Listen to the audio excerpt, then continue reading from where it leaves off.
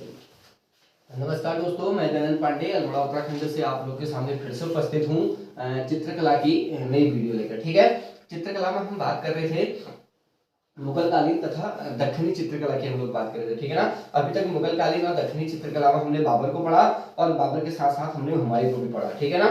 तो अब जो अहम जो चित्रकला जो मुगल काल की हम बात करते हैं, जो चित्रकला अपने चरमोत्कर्ष पर उसमें हुआ करते थे, उसमें अहम रोल जो निभाते हैं वो शासक निभाते हैं अकबर और साथ ही साथ जहांगीर। ठीक है ना। इन दोनों की हम बात करेंगे, लेकिन आज हम सिर्फ एक टॉपिक पर बात करेंगे, वो हमारा रहेगा मुगल कालीन में अकबर की चित्रकला। ठीक है ना।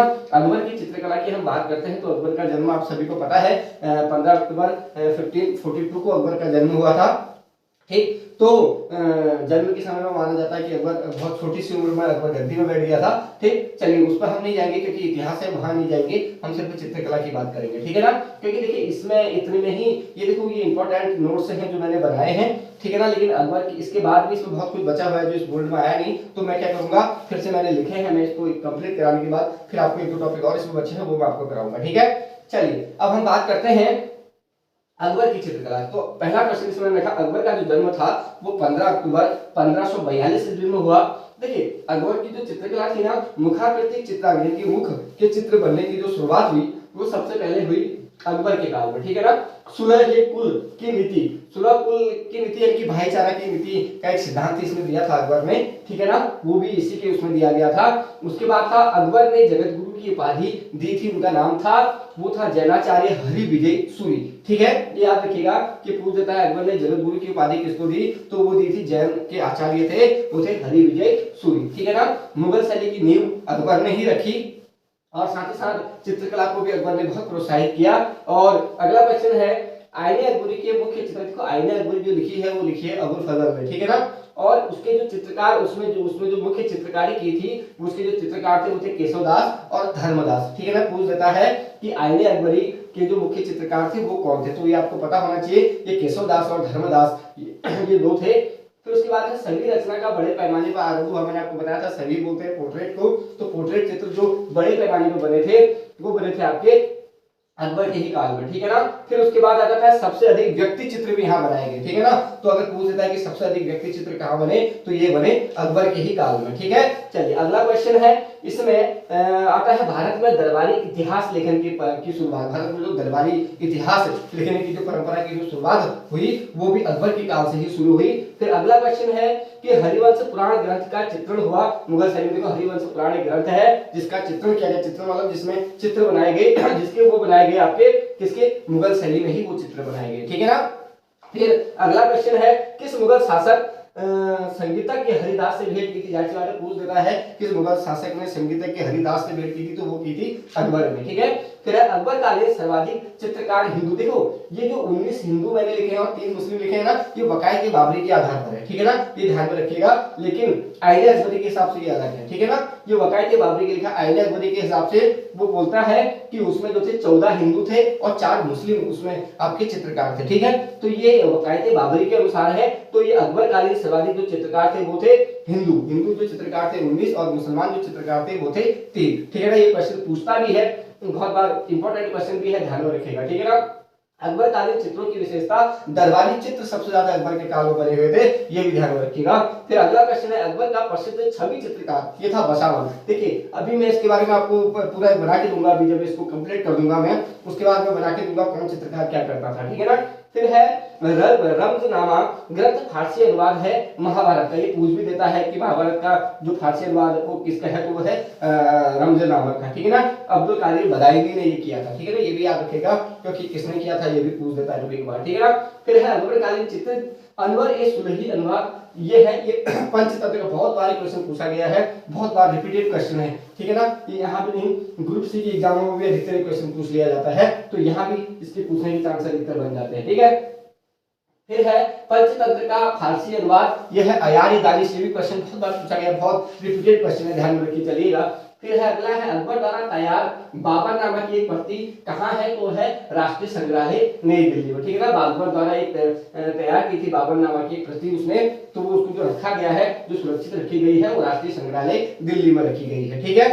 फिर अगला क्वेश्चन है रसक क्रिया हिंदू कवि केशव, ठीक है ना, ये किसकी किसकी है, जो रसक क्रिया जो लिखी है वो लिखी है हिंदू कवि थे केशव, उन्होंने ये लिखी है।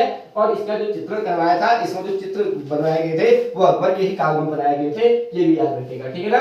अकबर की दरबारी चित्रशाला कहाँ थी, तो ये फतेहपुर सिकरी में थी। ऐसे पूछ देता है कि जहांगीर की कहाँ थी, अभी तो अकबर की बात है, जब जहांगीर की उसमें आएंगे तो फिर हम जहांगीर की बात करेंगे, ठीक है ना। अभी अकबर की याद रखिएगा, ये है फतेहपुर सिकरी, ठीक है ना। फिर है अकबर काल की सर्वोत्तम कृति सलीम जंग चित्र, ये कहाँ रखा गया, सलीम का जो चित्र है वो कहाँ रखा गया, कहाँ सुरक्षित है, तो वो है विक्टोरिया एंड अल्बर्ट संग्रहालय लंदन में ये सुरक्षित रखा गया है।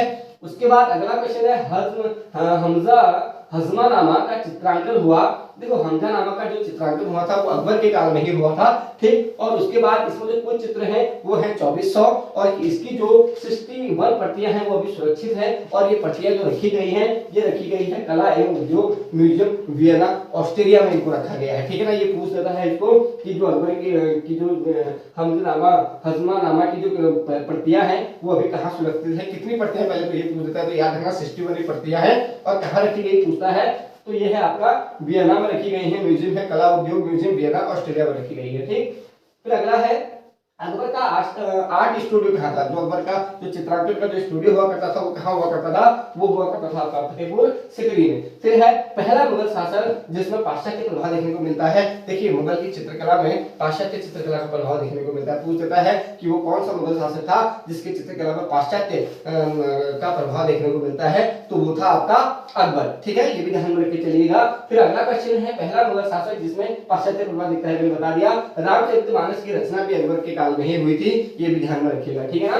फिर है प्रथम मुगल शासक जिसके समय भित्ति चित्रकारी की शुरुआत, देखो ऐसा पूछ देगा क्वेश्चन कि कौन सा मुगल शासक था जिसके समय में भित्ति चित्र की शुरुआत हुई थी, तो वो हुई थी अकबर के काल में, ठीक है ना। फिर है मुगल शासक किस युग के चित्र संयोजन में भीड़ अधिक दिखती है, ये अकबर के काल में ही दिखती है, उसके चित्रों में भीड़ अधिक देखने को मिलती है, ठीक है ना।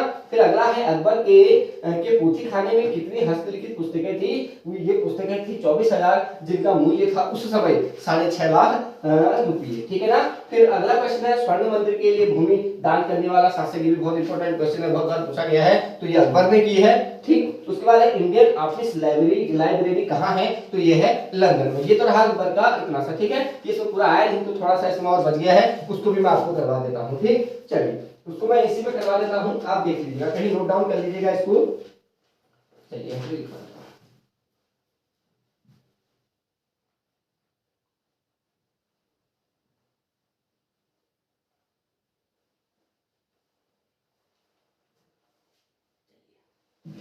चलिए ध्यान दीजिएगा थोड़ा सा। देखिए मैंने बोला था अकबर के कालीन जो चित्रकार थे वो चित्रकार कौन कौन से किसकी चित्रकारी में निपुण थे उसके बारे में थोड़ा बात कर लेते हैं, ठीक है ना। पहला इसमें जो था प्रसिद्ध छवि चित्रकार, इसका जो छवि चित्रकार था अकबर का छवि चित्रकार, ये था आपका बसावन, ये याद रखिएगा, ये था बसावन, ठीक है ना।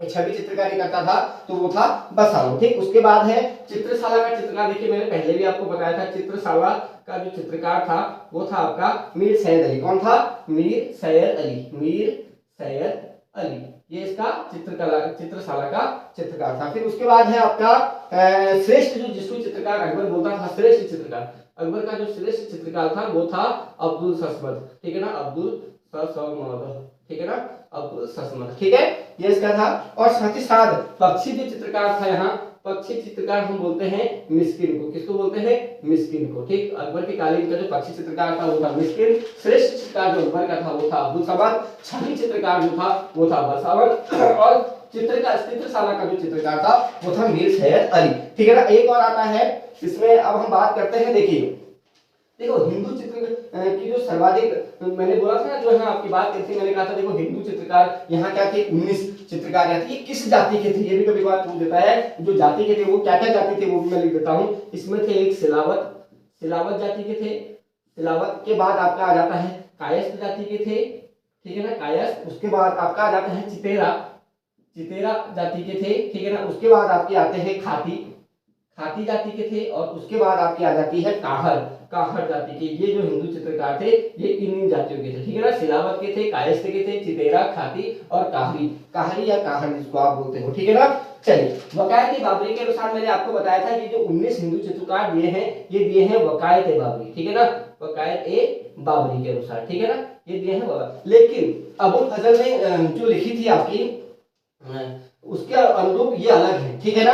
अगर हम बात करते हैं आईने अकबरी, आईने अकबरी अबुल फजल ने लिखी आईने अकबरी के हिसाब से, आईने अकबरी, ठीक है ना। आईने अकबरी के हिसाब से जो हिंदू चित्रकार थे वो थे 14 और मुसलमान जो चित्रकार थे वो थे 4, ये भी याद रखिएगा, ठीक है ना। ध्यान में रखिएगा, वकायत बाबरी के हिसाब से पूछेगा तो 19 हिंदू और 3 मुसलमान, ठीक है ना। अगर आईने अकबरी के हिसाब से पूछेगा तो फिर क्या 14 हिंदू और 4 मुस्लिम आपके चित्रकार, ठीक है ना। चलिए फिर हम बात करते हैं, देखिए जो हमदनामा है ना, हम बात कर रहे थे इधर हमदनामा की हमने बात कर दी गई, तो जो हमदनामा है उसमें जो झलक देखने को मिलती है वो मिलती है अजंता की, ठीक है ना। वो अजंता के चित्रों की वहां झलक देखने को मिलती है, ठीक है ना। अजंता के चित्र संयोजन में जो हमदनामा का जो चित्र संयोजन है उसमें जो चित्रों में जो झलक मिलती है वो मिलती है अजंता की, ठीक है ना। इसके अलावा भी इसमें बहुत सारी चीजें हैं, देखिए अब इतनी सारी चीजों में तो मैं जाऊंगा नहीं, इंपॉर्टेंट जो चीजें थी वो मैंने आपको लिखा दी है, बाकी आप लोग भी खुद पढ़ रहे होंगे और आप लोगों को, आप जो लोग पढ़ रहे होंगे ना वो इन क्वेश्चनों को जब देख रहे होंगे तो उनको पता लग रहा होगा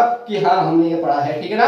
अच्छा देखिए, इसमें से जितनी भी चीजें आपको इंपॉर्टेंट लगती हैं वो आप नोट डाउन कर लीजिएगा, ठीक है ना। बाकी इसके बाद जो कला की मैं बात करूंगा वो मैं बात करूंगा जहांगीर की चित्रकला। देखिए दो ही शासक मुगल चित्रकला में जिनको हम इंपॉर्टेंट रखते हैं वो रखते हैं अकबर और साथ ही साथ जहांगीर को, ठीक है ना। शाहजहां को भी उसमें रखते हैं लेकिन वो स्थापत्य कला की ओर हम उसको रख देते हैं, ठीक। तो ये हमने बात करी मुगल कालीन और दक्षिणी चित्रकला में अकबर की। तो हम कल बात करेंगे मुगल कालीन चित्रकला के अंतर्गत या हम बात करेंगे जहांगीर की, ठीक है ना। तो कल के लिए हम रखते हैं जहांगीर का टॉपिक। आज मैंने ये आपको दिया है, शायद इसमें से काफी सारे क्वेश्चन आपको बहुत अच्छे भी लगेंगे, बहुत काम के। इसमें से ये जो नोट जो वन लाइनर हैं ये आप इनको बना के रखिए। देखिए ये क्या है, ये इंपॉर्टेंट मैंने रखे हैं, मैंने आपको पहले भी बोला है कि जो मैंने पढ़ा है वही मैं आप लोगों को दे रहा हूँ। ये इसलिए दे रहा हूँ ताकि क्या हो जाए, आपकी थोड़ा हेल्प हो जाए। हो सकता है कि इसमें से बहुत सारे क्वेश्चन हैं जो आ जाए एग्जाम में और हो सकता है कि उस समय आपको याद आ जाए और आपका वो क्वेश्चन सही हो जाए और एलटी में आपका सिलेक्शन हो जाए। और मैं तो हमेशा यही चाहूंगा कि जो भी व्यक्ति मेहनत कर रहा है उसका एलटी में सिलेक्शन हो जाए और वो अच्छे से अपनी उसकी जॉब मिल जाए, ठीक है ना। चलिए आज के लिए इतना ही करते हैं, कल अगला टॉपिक हमारा रहेगा जहांगीर की चित्रकला और हम बात करेंगे जहांगीर की चित्रकला की कल। चलिए आज के लिए इतना ही, बहुत बहुत धन्यवाद आप लोगों का।